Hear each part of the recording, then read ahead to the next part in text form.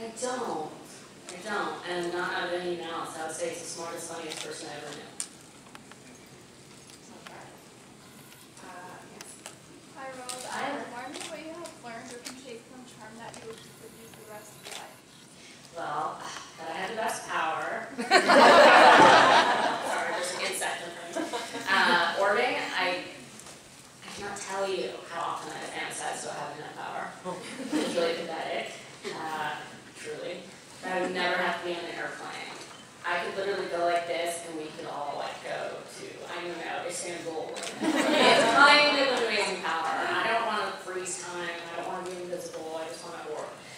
That would be the best. And other things that I've taken from that are learning how to fight very well, so I can kick people's asses. And you know, she was very kind, Paige. You know, she was funny and this and that, but she was very kind, and I tried to be kind.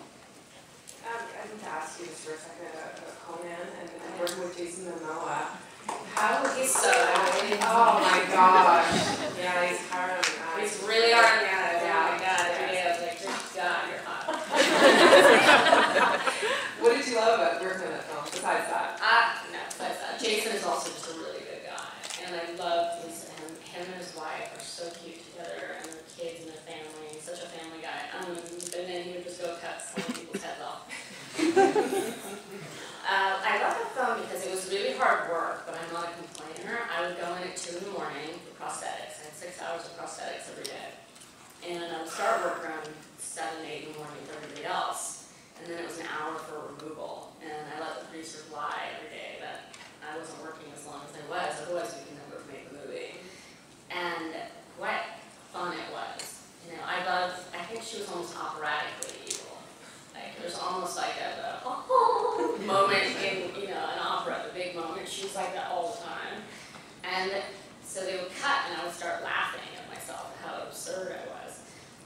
But if you haven't seen it, it's a really fun popcorn movie. And, you know, I did all my own stunts in that, too, so there's some good fight sequences. You play a lot of badass characters, right? I know. So is it more fun inherently? Yeah. Yeah. Like those films? Let's be honest. It is. It's, you know, I've never played someone dumb. I've played someone who's been abused or weak, but I've never played someone stupid. Would you? I don't think so. I mean, I've gotten scripts where the person's just boring. They're like the straight guy to the guy, where they're just like, I don't know, how do you think? And I would rather not work than have to ask somebody like, I don't know, Mr. Man, what do you think? It's just like, not my style. I would start laughing, like on screen. I don't know. I'd love to do a comedy, like, but I tend to do black comedies, like ones with like really dark humor. But that's also kind of my humor. Well, would you also do it? You have a beautiful singing voice. Speaking of comedy, I was watching your Funny or Die video where you're playing Betty Boop. That is, has anyone seen that here? The Betty It's Boop? really funny. It's really Go to funny. funnyordie.com, and I did Betty Boop. It's like how she got to be Betty Boop, which is through an accident. That's how her head gets so big. It was really fun. Yes. Hi. Hi. The Doom Generation is one of my favorite movies of all time. I was actually Amy for Halloween one year. Badass. And I was wondering if you still keep in contact with James Duval, and could you say eat my fuck? So Quentin and Robert both love how I say fuck, so they made me say it a lot in the movies as well. Which is, Lauren, I see you back there. You're not supposed to be hearing this. Little kid. But I remember your name. And it's Jimmy is great, James Duval, and Jonathan Sheck, and we all have the same birthday, September 5th. And we got together, I think it was like, it felt like a class reunion, you know, where we did the DD commentary. And I just loved him. He was the sweetest. I feel like the meanest person in the world when I'm around him because he's the sweetest person in the world. I hate those people. I love him. Yes. I was wondering if you have a line from any one of your casts where it just stuck with you and like that's your line and it's always with you. Do you have one like that? Well, I have it for a lot of movies actually. Like from Doom Generation is look you fucking chunky pumpkin head. because most people cannot say that. Most people can say, look, you fucking chunk.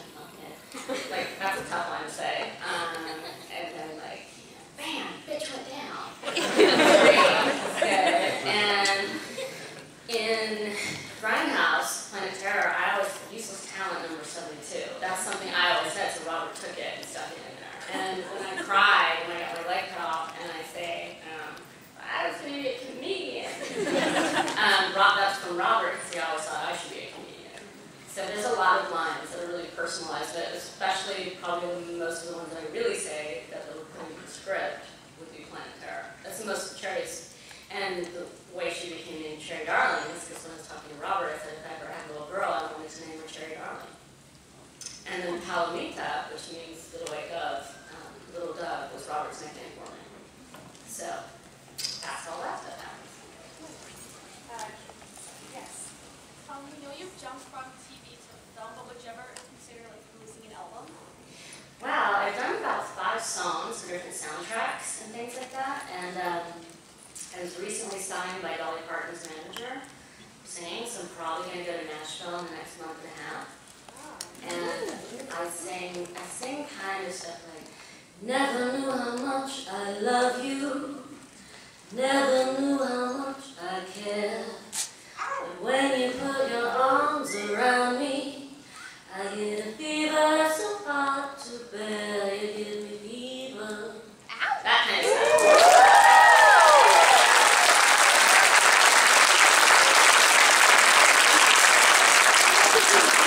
And I got to sing that song in a Charmed episode. When I first saw Grindhouse, I was amazed at how good it was. It blew me away, literally, and it's still my favorite movie of the past 5 years. That's awesome. And you're a big part of the reason why it's so good. You play great characters in Death Proof and Planet Terror. Actually, I think you're one of the best badass chicks in the past 5 years. But your thoughts on Grindhouse, and what was it like working with Kurt Russell? I love Kurt. I wanted Kurt Russell, I wanted Kurt to adopt me so I could be his other kid. He, for being a gun-toting Republican, you know, months, not my thing, but he's lovely. He really is, and he's a good man, and a really good dad, and cool. He's a cool guy. It was an honor to have him kill me. If I had him killed, it's okay, but it was Kurt. Brought him back quite good into that movie, too. You know, the secret is it was actually, Quentin wrote that role for Mickey Rourke. And Mickey wanted script control, which nobody has over Quentin. Quentin, you know, words are, again, they're his babies. So that's how Kurt wound up in it. And I'm frankly glad, because I guess Mickey Rourke had said, like, I'm going to abuse the hell out of that girl. I was like, no thanks. There's no reason for that. And so I was like, every day it was Kurt. I was like, not that Mickey Rourke is not badass and a great actor, but I'd rather not be abused off camera. There's no reason for that. There's the essence of Grindhouse really was captured. Did you watch a whole bunch of old B-movies? We did at Quentin's house. Quentin has this amazing, he has an amazing cinema in his house. And he's got, you know, all these old projectors, and so you watch these old crazy Grindhouse 70s films. It was like going to school for us that he, you know, made us watch a lot of these. And they were crazy. I mean, the 70s, wow, what a nice time for filmmaking. I'm somebody who loves like pre-1961 film. And there's certainly a lot of movies from the 70s, 80s, 90s that I like, but pre-1961. And so, but a lot of these things I had never seen, and I was like, how did this stuff people wind up on screen? Oh my God, like, just lighting women's corpses on fire, or like hanging them out of the building, I mean, just crazy stuff. And then Quentin's like,